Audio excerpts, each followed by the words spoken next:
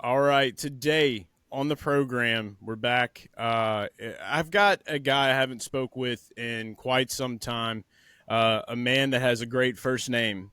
It's also my first name, and he has a lot of new things that are happening. He's got new car, new team, new children, a lot of new things. It's Chase Briscoe, kind of the king of new right now, man. What's up? How's life? How are you doing? How's you look good, man.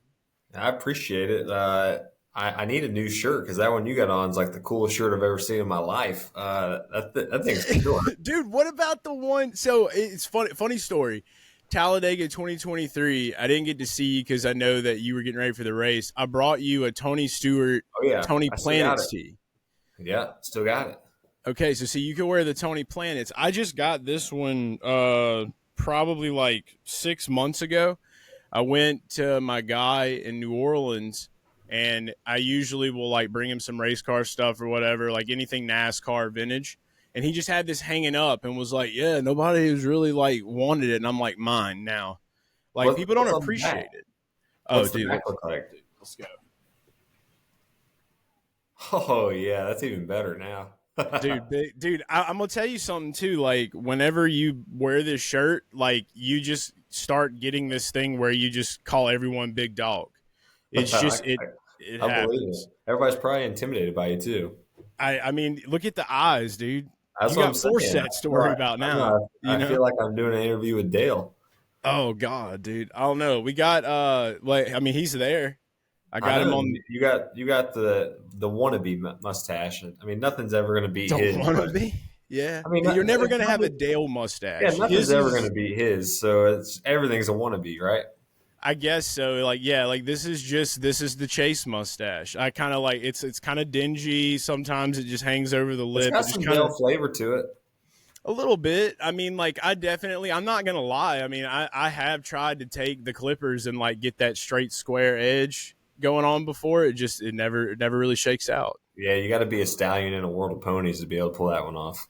I know. I made a there was a I saw I've been seeing a lot of stuff like surface recently. They had Dale Earnhardt, the Suzuka, where he had the AC Delco on. Like Hmm. just the guy's persona, man, and shout out to the legend. I know yesterday was a big day. A lot of people were honoring him because he passed, and so that's kind of another reason why I've got it on. We're honoring a legend, man. Always, we try. I can respect that. The mustache, it looks really weird. If I But didn't have a no, mustache, dude, it'd be bad. It'd be real bad. But no, dude, you got a lot of exciting stuff happening right now, man. You're just getting back from Daytona. You just made history with Toyota, dude. Like you put the 19 on the pole, man. How does that feel for you? I know it's not a win, but like how does that feel for you? yeah, it's I mean, it feels good, right? I mean, anytime you start a new job, you want to start off on the right foot, right? And you want to do something good to start off with, make the boss feel like they made the right decision. And I mean, truthfully, at Daytona, I didn't really have anything to do with qualifying. It's all the guys that's building the car and just the speed that it is. But regardless, I'd be lying if I said when I came to Toyota, I didn't figure there'd be anything I could do for the first time. Like I thought they've kind of done it all already. So for them to come up, as we got the pole and say, hey, this is the first time that Toyota's ever been on the pole of the 500. It was definitely cool. Just for all the Toyota executives to be there and me be the new face and be able to deliver that was a special thing throughout the week. So yeah, it was really cool and a great way for us to start our season off and hopefully can continue it on now. Yeah, man. And no, it's probably one of the weirdest things I think because like we're so used to like Martin being the 19 for so long. You're taking over the 19 now. You got Bass Pro, and Bass Pro seems to like align well with you. I mean, like you've always been a big fisherman, right? You're not Yeah, always been a big outdoors guy. yeah, I've always fished ever since I was a little kid. My grandpa used to have a pond, and every Sunday we would go to my grandpa's house. So literally every Sunday as a kid, I was fishing. And when I got into high school, me and my buddies would go over there all throughout the week. And then yeah, now I have a pond at my house. Try to fish almost every day. So yeah, I definitely am a big fisherman. I'm not the greatest by any mean, but I do enjoy it. It's something that me and my son now do together. And then just recently, I would say within the last 3 or 4 years, got into hunting too. So it's definitely not just like a logo on the car. It's definitely something that is actually my personality, which is always nice. There is times throughout your career where, a sponsor's on your car where you might not be a user of the product or something, and it's just kind of Yeah. awkward, right? But Right. whenever you can have something that you actually are passionate about, it definitely makes a difference. No, absolutely, man, and that's why I think it lined up so well with you because, like, I saw the photos where you guys were like out on the bass boat, like at Daytona, which is really cool. And I know that that's something that's kind of like a tradition, right? Like, is that like the Johnny Moore's tradition for Daytona? Like, all the Yeah, boys get out on the boat. that's they had that tournament, the Derek Wynn tournament, and I've done it now for like 4 or 5 years in a row. And Oh this is the first wow! time that I've been able to do it with like the Bass Pro colors on. So there's like a different level, right? It's Yeah, you're a professional now. different. You're a It's professional different when you got fisherman. the Bass Pro colors on and the logo on. It adds a little bit more confidence to you, I would say. Yeah, no, it has to, man. Because I know I've been, I mean, I've been inside Bass Pro. And when I go in there, dude, I feel like Davy Crockett. Like when I walk inside, like, and I see all the taxidermy on the walls, and I'm just like, man, I'm just like always jealous. yeah, dude, like it makes you want to go get a bow and arrow real bad. Like I don't know, you said you got into hunting. Like, what are you doing? Like bow, or are you doing Yeah, rifle? so it started with a crossbow. So Ah, where I how you live, get a I have like, crossbow license? I thought you well, had to you be don't like have to have really a old. license. So like where I'm at, I only have like 17 acres, but there's deer everywhere. So like my neighbors are technically kind of close, right? Like I can't be shooting a Ah, rifle. yeah. So it started with a crossbow, and then I ended up getting an air rifle. So it's like an air compressed rifle. So it's not super loud. Like I can shoot it. It almost sounds like a BB gun going off, but you can drop a deer with it. So it's pretty wild. You have like a scuba tank that fills this thing up. And so me and my son, he killed his first buck with the air rifle, and then in the other season, I just used bow. Dude, that reminds me of like paintball. You remember like It's CO2? it's pretty much like that, but it shoots like an actual round. I mean, Wow. yeah, it drops the deer. It maybe went like 20 yards. Holy crap. So you said your son's doing it now. I know your son is a trip. When I was looking on Instagram, like, I mean, I've got a 9-year-old boy. Like, I remember when my boy was younger, and like my guy is into baseball now. So we're like on a whole nother level. He's 10. Yeah, Like your son, how old is he? Like four, he's five, almost three six, and a half. 3. Okay. Yeah. And you said he went hunting with you, Oh yeah. Yeah, he dude. goes fishing all the time. He'll legit cast out there, reel it in. He can't take the hook out, but he'll pick up the fish, hold it Yeah. up, take the picture, all that stuff. And then when he went hunting, he'll get in his camo. He takes like a little fake like gun with him out there. And then whenever the deer come in, he'll have the binoculars. He'll be looking at them. And then yeah, he'll like look through the scope and help me pull the trigger on it. Wow, dude. Yeah, 3 years old. Like that's wild. But I mean, like that's how you basically get your own like Bill Dance style show, like with fishing and Yeah, hunting. Like you start young. yeah. I guess you got He's to start a new one. the video that I saw that you did recently with him. Like obviously, and you also have 2 new twin babies, which I know that's got to be wild. It's a Also, lot. is Brooks helping with the babies too? Yeah, he actually does do a good job. Like if I'm holding one or I'm feeding them, and one of their passies fall out or something, he'll go over there, put them back in.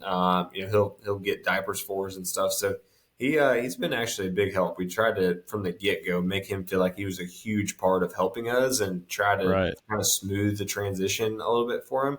And yeah, it's been really good. Like there was a rough 3 to 4 week period, I would say, about probably 3 or 4 weeks ago, actually, where I guess it just finally hit him all at once and he started acting out and just not being good. But now he's back to being his normal self. So I guess he's finally came to the realization that they're not going anywhere. Yeah, no, that's so important too, because like I know that a lot of my buddies that have more than one kid, they've always told me just like I mean you literally like have this little helper that's running around, so it does like take some of the weight off. Because I remember like when we had our first one, I'm sure you do too, like how just like hectic It's a that lot. time is, Yeah. Yeah. you know. But he's a Brexton Bush fan. He said that he wanted Brexton Bush to win the Clash. Yeah, Dude, so there's a great story actually about him and this past weekend at Daytona. So In the motorhome lot, they have like a thing for all the kids, right? It's called MRO, and they can all go there. There's a playground there, and like this huge trailer with all these toys and stuff. Well, Brooks, my son, he watches Brexton and Kyle on YouTube all the time. Well, he saw Kyle Busch in person before, but he's never seen Brexton a day in his life. And Okay. so Brexton was playing with Owen on the basketball court, and Brooks was like throwing this paper airplane or something. I wasn't there. My wife Marissa told me about it. And Brooks threw this paper airplane or whatever over the fence. Well, Brexton goes and picks it up and throws it back. And Brooks was like didn't know what to like. He couldn't believe that this was Brexton. Like he all of a sudden realized who it was, and he Oh just my starts god, screaming in the middle of everybody, "Mommy, that's Kyle Busch's boy. That's Kyle Busch's boy." And dude! just freaking out over the fact that Brexton Busch was, that close to him. And then, He got his airplane for him. yeah, literally took off, I guess, sprinting to my wife and was like, "Mommy, Kyle Busch's boy's over there." And Brexton, was like, "What the heck?" And Owen was like, "That's Brooks. That's Chase's son." And it was all good. But yeah, it was funny that he finally saw him for the first time, and he had like a total fangirl moment. Just couldn't believe that Brexton Busch was right there in front of him. Yeah, dude, that is hilarious. The fact that he calls him Kyle Busch's boy. He calls everybody by like he was playing with Bo Reddick all week, and he just kept saying, "I want to go play with Tyler Reddick's boy. I want to go play Tyler with. Reddick's boy. I want He's to like go a play." little old man. Yeah, Like, he goes, "I want to go play with Kyle Larson's boy." Like he calls everybody by their dad's name. I don't know where he got that from, but yeah, that's just what he does. dude, that is incredible, man. Yeah, your boy's got a great personality, dude. He had me cracking up though. But like that's what's the beauty about it, right? It's just like seeing them like develop in their own little ways. Like for me, I think it was like my kid was really big into trucks. Now he's into ball. Like what's like his thing? Like is it racing or is he got Yeah, something else going on? he's big into racing. He enjoys sports too, like what sports he can kind of understand. Like he'll watch football. Um, he likes tractors, skid. Like he can name every difference in skid steer, front loaders, excavators, mini excavator. Like he can just go on and on and on. Yeah. So he enjoys that stuff, the racing for sure. And I'm trying to think what else. I mean, he's really honestly kind of into a little bit of everything, hunting, fishing. But yeah, I would say the racing is kind of his big thing that he's probably into the most, at least at the moment.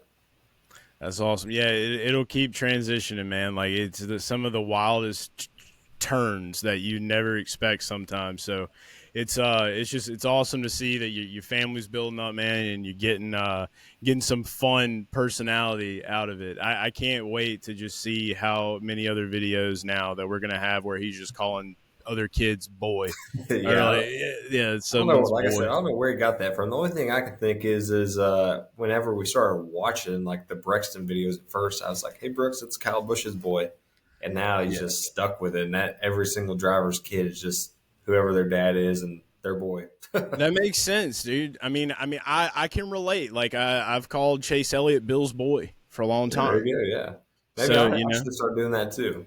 yeah, you got to call him Bill's boy, dude. Like Yeah, that, he'll know. He knows what's up. But dude, yeah, like kind of getting more into like this season now where we're at. Like you're out of SHR. SHR is closed up, and I know that you worked with Tony for a long time. I know you've always been a big fan of Tony, and like how are you still talking with Tony? Like how was that whole transition and like now leading you into Joe Gibbs, like, and the fact that Tony raced with Joe Gibbs, it's almost like you've like strangely manifested this timeline. yeah. No, Like, it is kind of crazy how it's all worked out. Just being a diehard Tony fan, and I've kind of done the reverse Tony. Going from SHR to JGR instead of vice versa yeah, like he did. But yeah, me and Tony are still super good. He actually texted me. I want to say it was Thursday or Friday night about winning the pole and just the approach taken to Sunday. I actually went hunting with Tony at the end of January for 3 days. So that was cool. Like that was the first time really outside of the racetrack where I've just gotten to hang out with Tony. And it was a different, not relationship. We still had the same relationship, but it was a little bit different in the sense of like I wasn't driving for him anymore. So like just our friendship felt a little bit different. Like we could actually kind of open up a little bit more and just talk about things. And it was really fun for me to, just get to spend 3 days with the guy that you kind of idolized as a kid, right? So yeah, me and Yeah. Tony were still super, super good. Hopefully can go to some drag races this year and watch him. It's crazy to see, this guy that I was my hero growing up now be a dad at 50 or whatever he is, and Right. just see that change in him, just knowing Tony for as long as I have now, and kind of see the change in his demeanor and personality. It's been pretty cool to see that for sure. You soften up a little bit now?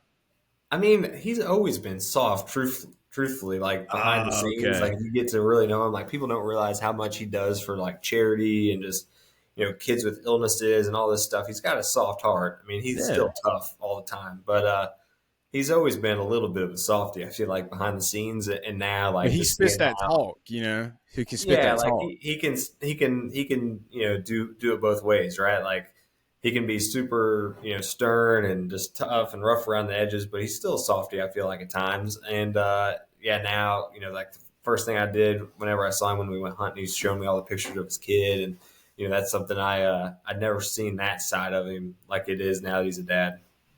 Yeah, it's always like it really is wild to see because like I remember I think it was a couple weeks ago where I saw that picture of them and it's just it's cool to see like those guys because like you I guess like as you get older like you start to feel like all right well maybe that's just not like in their life plan like maybe that's just something they that they don't want to do but then when like it pops out like that it's like holy crap like this dude Yeah, he went all the way and now he's getting to have that experience.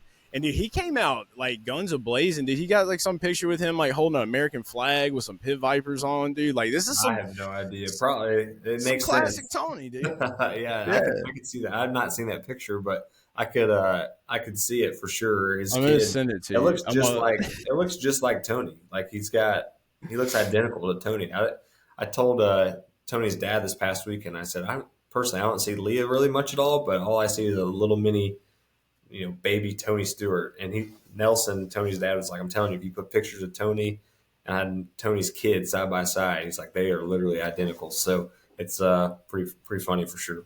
Holy crap, man! Yeah, there no telling. Like that kid is definitely probably gonna be a force coming up. So I can't wait to watch how that whole saga transpires. So when you went to Joe Gibbs, when you got a call over there, I'm assuming that like you and Tony probably like he's probably shared some stuff with you, about coach and about like the team dynamic from when he was there, but really, man, like what's the major differences that you feel like are going to be of aid to you going over here with Coach Gibbs now, and like what are just the I guess the core fundamental differences that you notice from going like to SHR to JGR?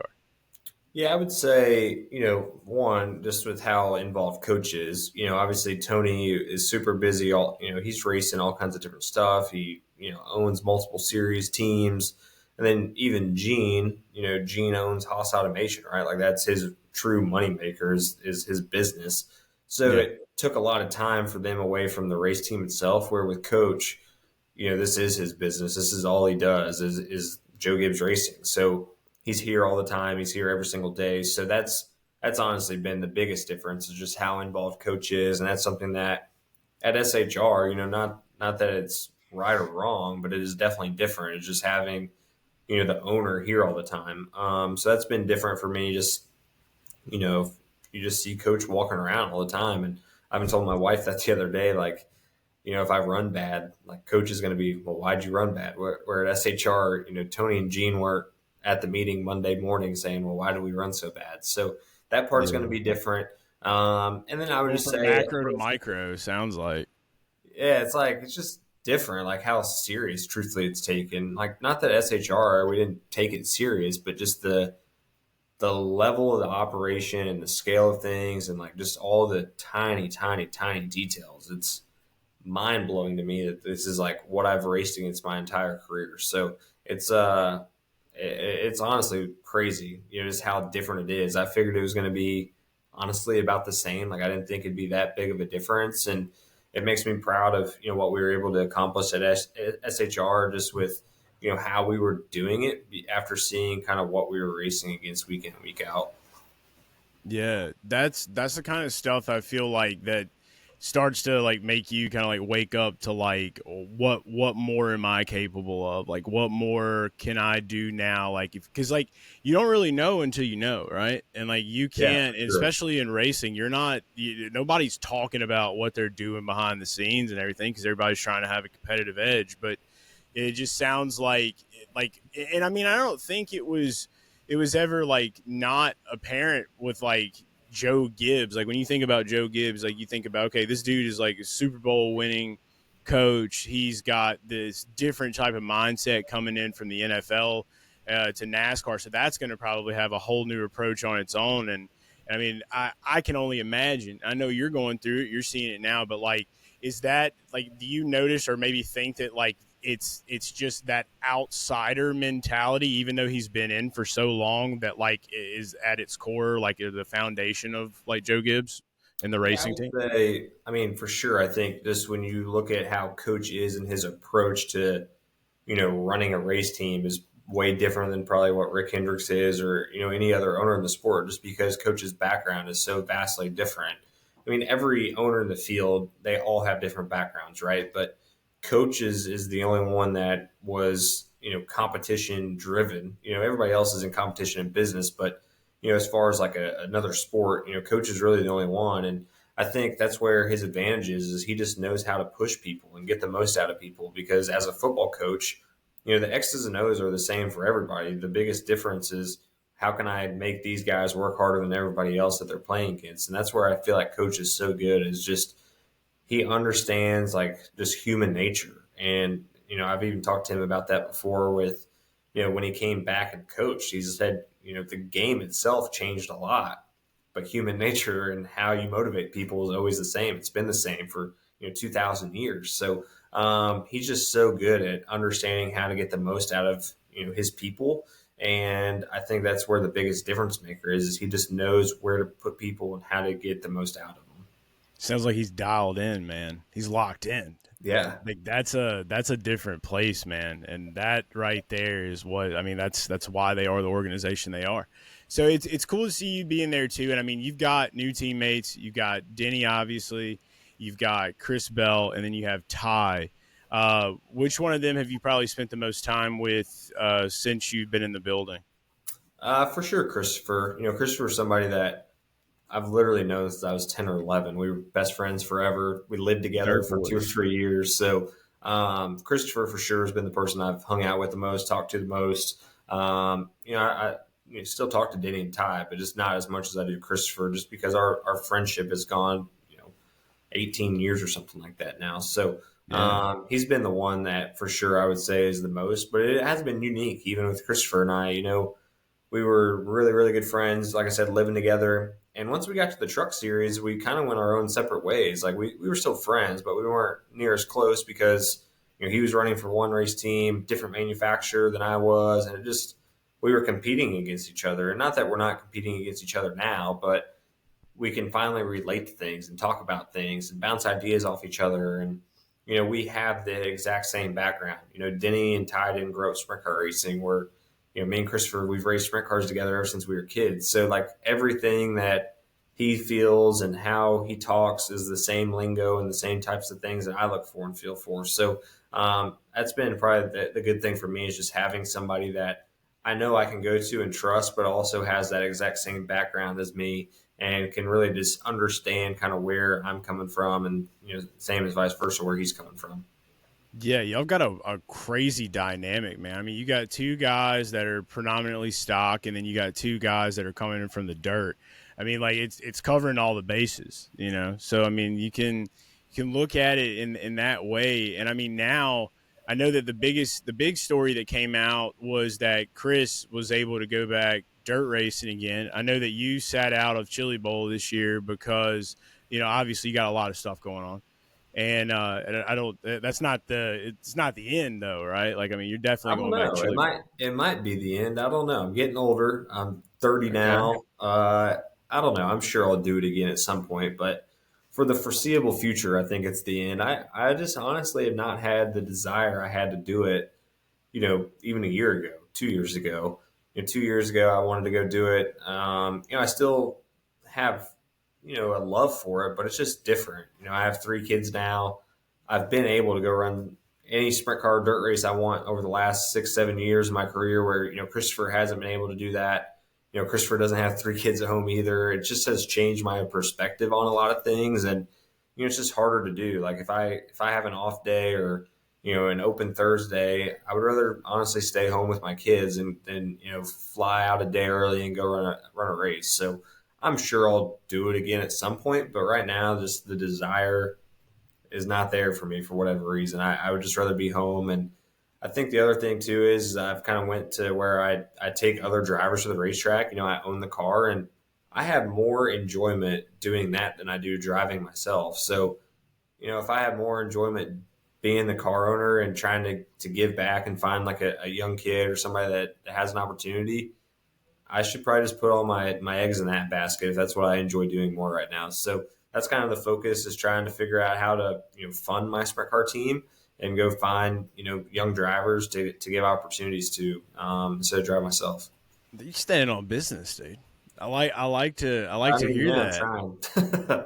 Yeah, you getting the business sense. You getting a little itch there. I can only imagine, like, with Chris though, man. Like, I mean, Chris doesn't have kids. I mean, he's been like a caged animal, probably wanting to get back in his sprint car. Just Yeah, that's what I was texting him just the other day, and I think it was when he announced he was going to go run that late model race at New Smyrna or something. It was like totally random off the wall, and I said, "You're going back late model race?" And I thought you were done. He's like, had nothing else to do." I said, "Well, enjoy it while you can, because once you have kids, you're not going to be doing this stuff."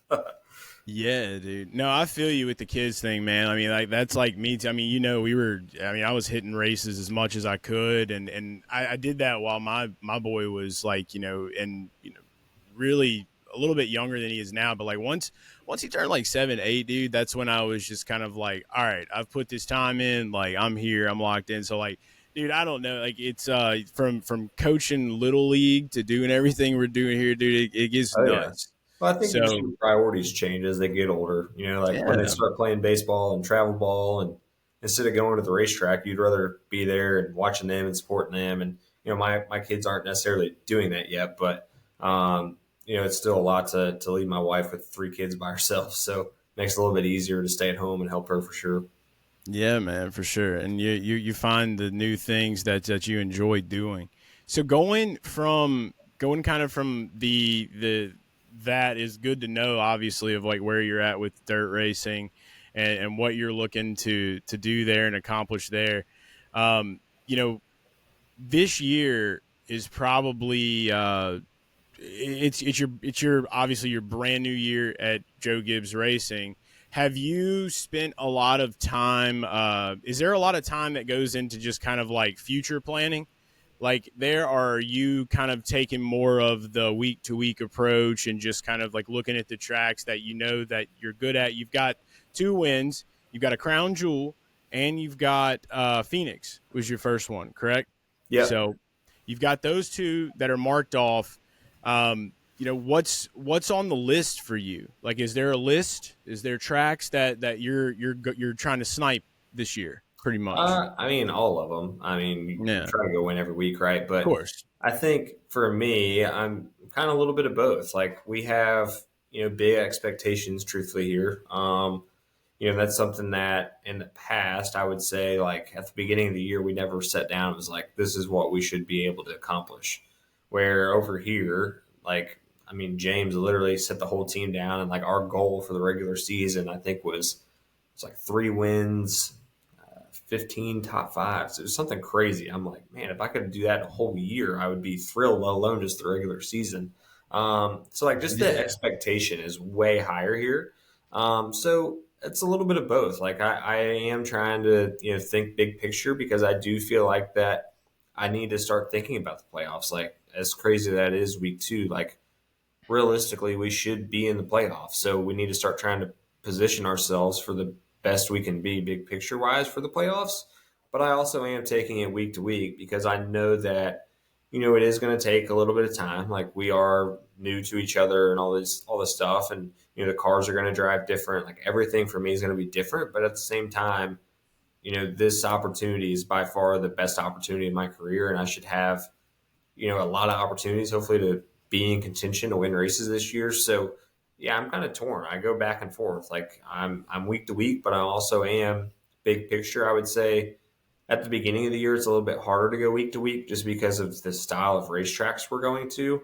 And just getting Um, reacclimated too yeah, to like you just everything. don't really get in a whole lot of rhythm, and you don't really even know where you stand and stack up as a team until week 5. So it's tough, at the beginning of the year, especially coming into a new team, running 2 super speedways and then running a road course. Then you finally get to, Phoenix and Vegas and Homestead. And then you have a pretty good understanding, I think, of kind of where you're at. Yeah, the 2 super speedways kicking off the year now. Like I still am like getting used to that. Yeah, I mean, after Auto Club, I mean, like, is that something that is just y'all just looking at it as like it is what it is, or does it definitely put a kind of a weird spin on how things have been over the years?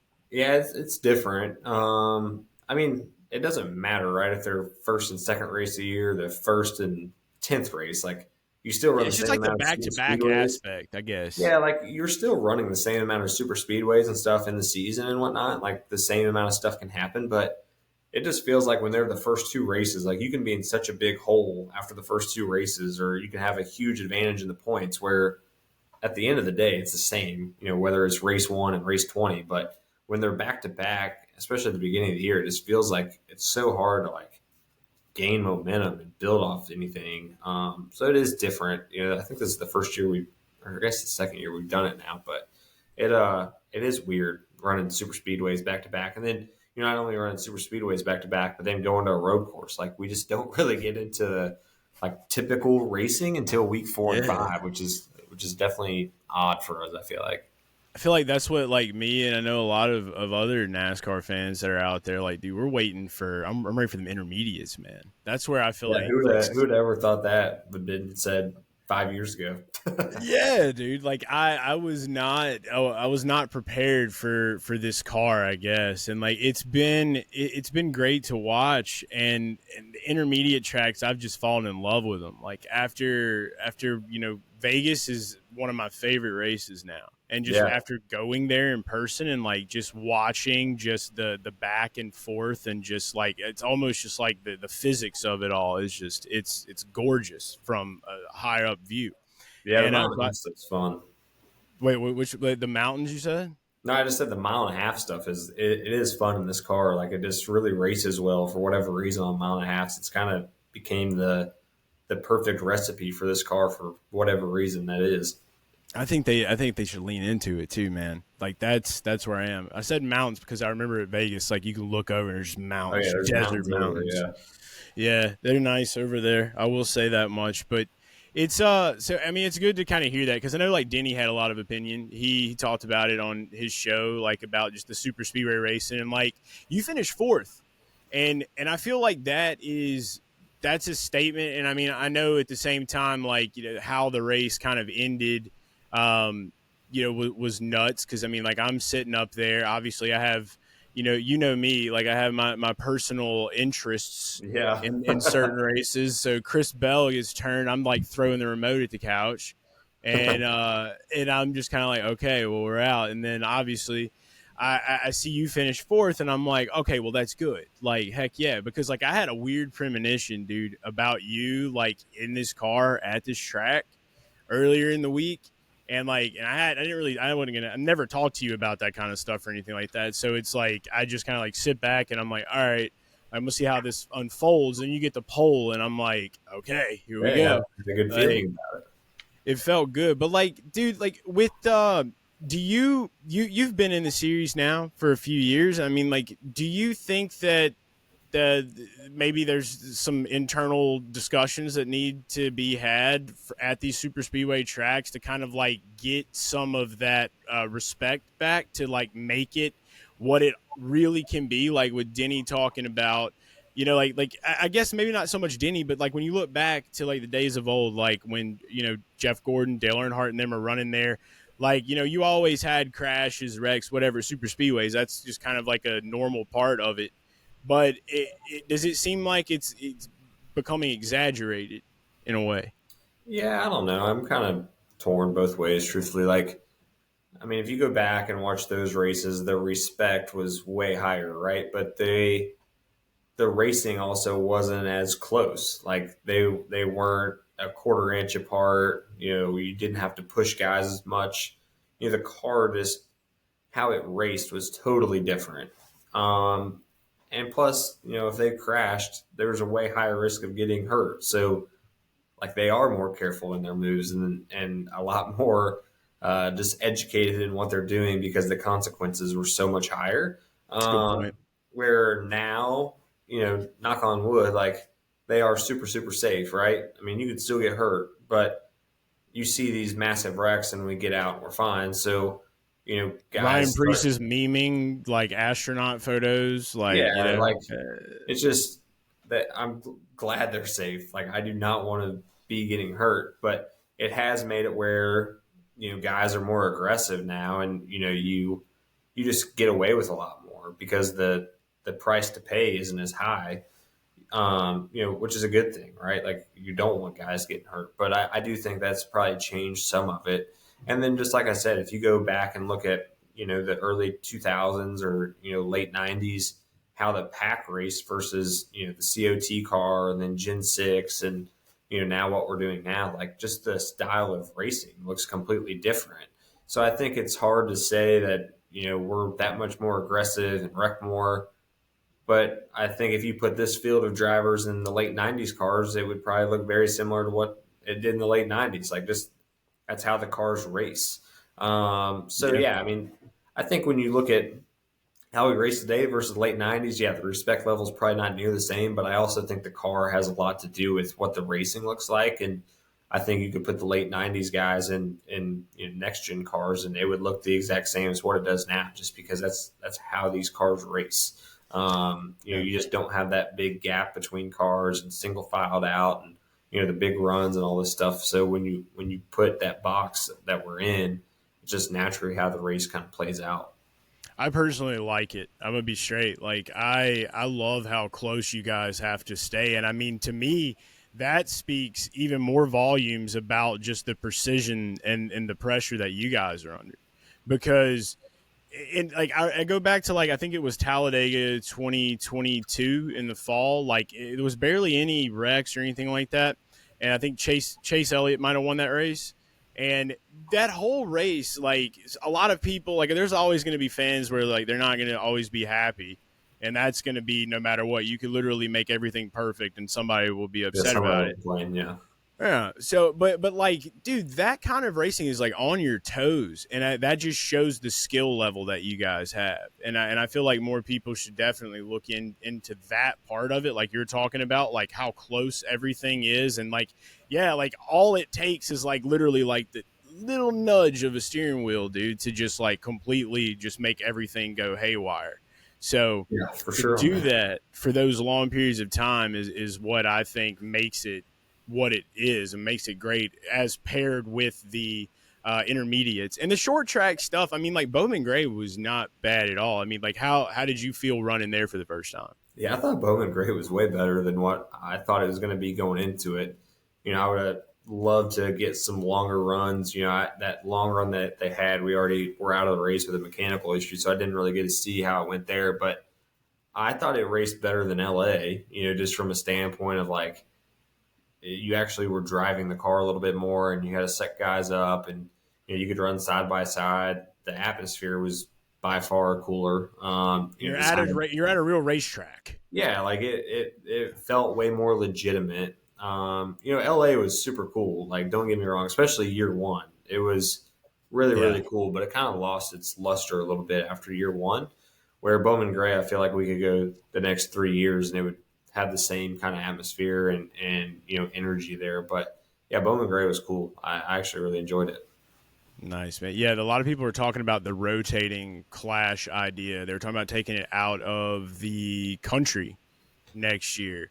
So I mean, like, I'm not as opposed, I guess, to like that. But I mean, like, with you, do you think that focus should be on like the championship race or on the Clash? As far as taking it out of the country, As far as just rotating rotating tracks, it, I would rather rotate the championship race, I feel like. Just because I feel like I don't know, it kind of skews the champion, I feel like, every year because you can be, you know, a really, really good driver and your team's not very good at one track. And if that's the one track that, the championship's at, then you're going to struggle year after year to win the championship. Where if it moved around, I just feel like it's legitimate no matter how you win the championship. But I just Right. feel like it'd be better to move the championship race around. I mean, look at Phoenix, right? And Penske. They've won the last three championships, I think it is, just because their stuff is so good at Phoenix. Now, granted, they They still have to figured get it to out. Phoenix. They optimized for that. They Yeah, got to, like you know? like kudos to them. You still have to get to Phoenix, but if you get to Phoenix and you're in a Penske car, like your odds are instantly better than the other guys because your cars are just so good at Phoenix. So that's like the one reason I wouldn't mind it moving around. Like, I just think it would be better to have a little bit of a rotation. We don't have to go to every track on the schedule by any means, but I think it needs to be at tracks where it really showcases like the full, range of driver talent, team talent, pit crew. That's where like Homestead was so good. Is it kind of had all the ingredients. Like you had to be good at everything to go there Yeah. and win. Where we're talking about it moving around. Like it wouldn't hurt my feelings if we stayed at Homestead for 3 or 4 years, but I do think that moving it around to different places wouldn't be a bad thing. They play the Super Bowl at a different venue every year. They play the college basketball championship different. I mean, obviously it's the same court and size and field, but I do think just moving it around would probably be good for us. I feel that, man. Yeah, I personally like Darlington. I feel I like think Darlington Darlington would is be one of the hardest tracks to run. yeah, I agree. I think Darlington would be a great place where it's kind of that same thing as Homestead. Like it takes the entire package. You have to have a good short run car, long run car, pit stops. Your car has to be good. The driver has to be good. That's the one thing I think for me. If we're going to do a championship race, like it needs to be at places where the whole team is involved. You don't want to go somewhere where like a Daytona or Talladega, right? Where Jesus Christ, dude. pit No. stops don't matter, or like in Atlanta where it's the draft. Like I want it to be where like you really, really have to earn it. I mean, Phoenix, you still have to earn it too, but it's different, than a Homestead or Darlington. I feel like. When you talk about like Penske, I mean, like, what do you think it is that separates them? Like, obviously, you can easily say, "Oh, it's their data, it's their team." Like, what stops like Hendrick or Joe Gibbs like from building that same component? I don't know. I don't know why it is that they're so good at Phoenix. I feel like that's kind of common, truthfully, for Penske in general. You look at Phoenix, you look at Martinsville, you look at even, I would say, Gateway to a certain extent. Like those are just tracks where the Penske cars are just a notch above everybody else in the field, and they just have something figured out. And Years of I would data. say it's great for them, right? Because I think it just shows how strong they are. Because it's not like the old car where you would build a special chassis just for that one style of racetrack. I mean, like they have the same parts and pieces that every team in the field has, and they figured it Right. out the best. So I mean, they should have an advantage if they've worked that hard on it, but it definitely gets a little frustrating time and time again, having them, win the championship. Well, I definitely hope that you guys are able to figure out something down there in the desert. Um, One thing that I wanted to bring up to you too that a lot of people have been talking about. I just kind of wanted to get your opinion on it. The motorsports marketing landscape. Jeff Gordon's talking about trying to make a Days of Thunder 2. You've got Brad Pitt in an F1 movie coming out soon. They're showing clips of Daytona in an F1 movie, which I think Are they is really? like, I didn't see that. yeah. There's a clip of like I talked to Connor about it. Connor was saying like it was like there's some part of that movie where like he was an IMSA driver or something like Okay. that, so that makes sense being at the Rolex. But like I just like I'll never forget like people were like the F1 commercial just shot on the Super Bowl. Here's Daytona, and it just shows just the flat. So like if you don't know that, you're just being like, are you serious right now? Like, is this what F1's doing? F1 apparently is trying to come to Charlotte. They're trying to get an office in Charlotte, Really? which I hadn't heard that either. That's some news that I just saw the other day. But the big one for me obviously is like, I'm doing a lot with IndyCar now. You grew up in Indiana. Have you been seeing some of the commercials that Fox is doing for Joseph Newgarden, Alex Palou, and Pato O'Ward? Yeah, the commercials are super cool. I mean, I would be lying if I said I wasn't jealous that we don't have some of that on the NASCAR side, just because Mm. I think, especially if you watch the Super Bowl and you knew nothing about racing, you would see those commercials and like they catch your eye and like they intrigue you, right? Like you're man, like that looks pretty cool. It makes the guys look like superstars, and I feel like that's where F1 is honestly so far ahead of us. Is especially with the Netflix thing, it made their drivers like literally international superstars. Yeah.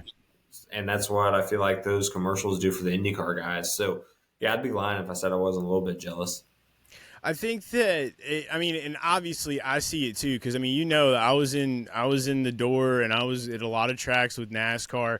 That vision is something that like we grew up watching. We grew up seeing drivers in NASCAR being kind of like shown like that on commercials and things, and like that's just something I've been ready to see come back. So I think it's cool that they're doing it for IndyCar, and I think that it also shows that if they can do it for IndyCar, they can do it for NASCAR too.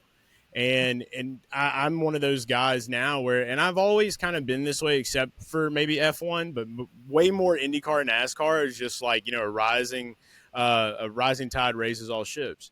Yeah. So if we, I want to see you guys be able to do that. And I know Ross Chastain, he had a Bush commercial that appeared during the Daytona 500 where like he just made like a little random funny cameo appearance. Justin marks him at Trackhouse. They're very well tuned in to that whole aesthetic side of it. I mean, do you talk to the guys about trying to do some Bass Pro commercials? You talk to them Uh, about trying to I've get. I mean, your not. Kubota stuff with Tony was great, dude. Yeah, I've not had any conversations with them. The Mahindra stuff was super cool. Just like being able to go and I think we filmed 3 or 4 like national television spots, and They were hilarious. it's crazy like how much that honestly moves the needle. Like I still have people every weekend at the track stop me and tell me how much they love the commercials. So yeah, I would love to do stuff like that. It is cool anytime you can see drivers on TV commercials. Yeah, I don't know why, we kind of got away from that. It was super hot and heavy. I remember like the early to mid 2000s, like every commercial, no matter what channel you were on, always seemed like had some type of NASCAR influence on it. Yeah, Where now you just don't see it a whole lot. So hopefully, we can get back to that. for sure. Before I let you go, I got 4 random rapid fire questions that All I right. just want you to answer Johnny on the spot. All right, so we're gonna kick this off. What's the last great meal that you had? I just had Lunica, a Mexican restaurant today for lunch. Like, I mean, literally right before I got on here, and it's probably my favorite Mexican spot. So I hadn't had it in like a month, so that was a great meal. Okay. What is the most ridiculous or unnecessary thing that you have bought in the last year? Sports cards. Oh my God, you're in? I was in. I'm not in anymore. I'm retired. Oh dang, how long did that take?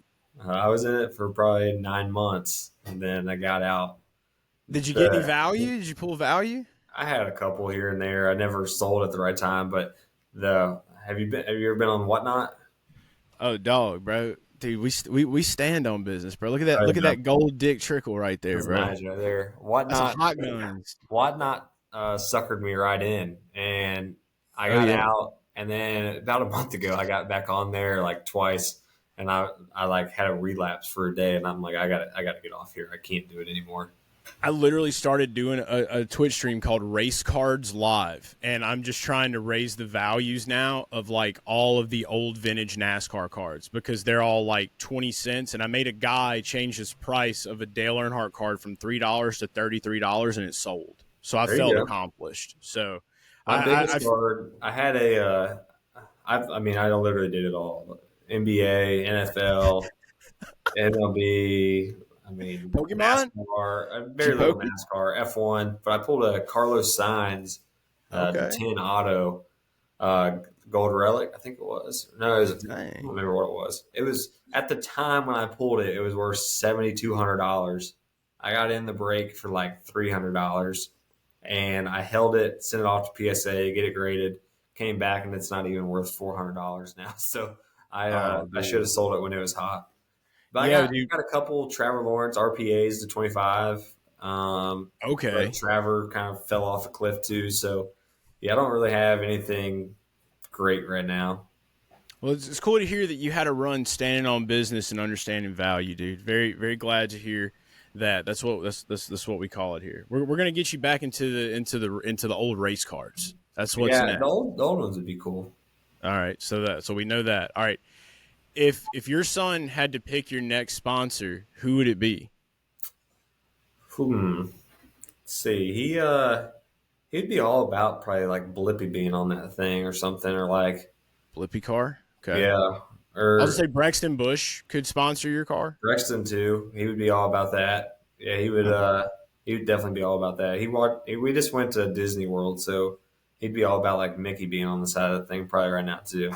That would honestly not be a bad thing, I don't think. If you got Disney back on the car, you got Prime now, Prime over there with Yeah, Chase Elliott. that's true. We need more big dog sponsors Yeah, around. I like it'd be that. cool.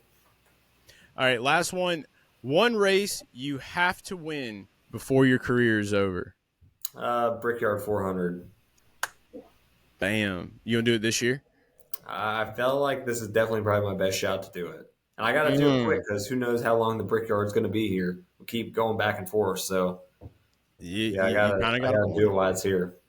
Well, I know I'll be there. I'm definitely, I wasn't at any NASCAR races last year, which irked my soul. I'm going to be at a lot of INDYCAR races, obviously, but I'm definitely making it to at least 4 NASCAR races. So I know we'll be able to get out there. Brickyard's definitely going to be one of them. Oh, So yeah. hopefully I get to see, dude, it's just been great to catch up with you, man. I'm freaking stoked for you being in this car at Joe Gibbs, man. I can't wait to see what you do. And just thanks so much for being on the show, and best of luck at Atlanta this Yeah, weekend. man, I appreciate it. What's the most random bet you've had lately or bad beat? Oh, dude. So I would probably say that the most random one that I bet on and like cash, it started molding weird because I've been using AI a lot, and I've Really? been building my own AI models. Yeah, It's yeah, pretty dude. cool. We've been talking it in robots, dude. So I everything kind of started blending together. I was like hitting 5-leg parlays like in a row, day, and then it like the algorithm crashed.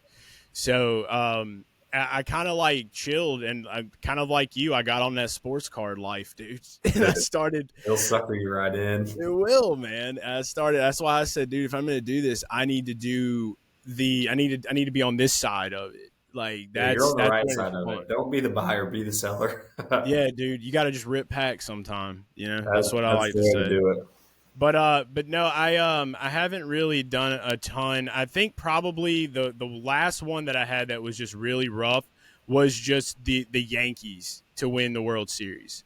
That one I had for a while. They made a great run, and then they just shit the bed, dude. It was rough. But Freddie Freeman he just sucked their soul out in Game 1. I know. Are you still big into baseball? Uh, yes and no. I mean, I watch baseball, right? But I don't bet it truthfully a whole lot. My biggest bad beat was it was a couple months ago. It was right at the beginning of the NFL season. It may have even been Okay. last year. I don't even remember. But I had like a 5 or 6 leg parlay, and it was the final one that needed to hit, and it was I think it was like over 2.5 field goals, and it was a Chiefs game. I think Oh maybe the yeah. Chiefs or the Falcons. I don't remember. Anyways, they kicked it. That was 3 field goals for the game. I won the parlay. It was going to be like I think it was a $80 parlay. It was going to pay $6,000. It was something Jeez. insane. It's a And lick. yeah, like I was pumped. Like I'm fist pumping. They go to commercial after the field goal, come back, and they like somehow said there was a penalty on the play after reviewing it. And so they take the field goal away, go for it on 4th and 2, get it, and take a knee. I was like, "You got to be kidding me!" Wow. It was Dude, you some gotta deal hit where that the cash guy, out, bro. yeah, You yeah, gotta hit it. that was probably the ultimate bad beat. And then I had it was like 2 years ago. Me and my buddy still joke about it. It was during March Madness. I had a 17 leg parlay that hit the first 16 games, Oh my god! and the final one was Colgate versus Wisconsin. I think the line was 9.5, and Colgate with a second and a half left on a fast break hit a layup, and yeah, killed the parlay. So That's Colgate's like I don't even buy Colgate toothpaste anymore. yeah, dude. Throw it in the trash, dude. It's $8. over. You trash it. Well, dude, that's one thing that I need to hit you up for. Then I want to do more. I have never really like went all in on March Madness. Like I've done brackets and stuff like that, Oh yeah, but like I'm trying to get a squad to go deep with the March Madness this year. that's probably So, my favorite time of the year to bet is March Madness. Like oh yeah, March Madness opening round. Yeah, I love it. March is a great time. All right, so you and I got business to attend to with March Madness, and you got business to attend to this weekend. Everybody, it's Chase Briscoe. You know where to follow him. Thanks so much. Root for him, cheer for him. He's got Atlanta this weekend. It's going to be a big year, man. I feel good about it. Thanks so much for being on the program. Yeah, man, appreciate it. Always fun.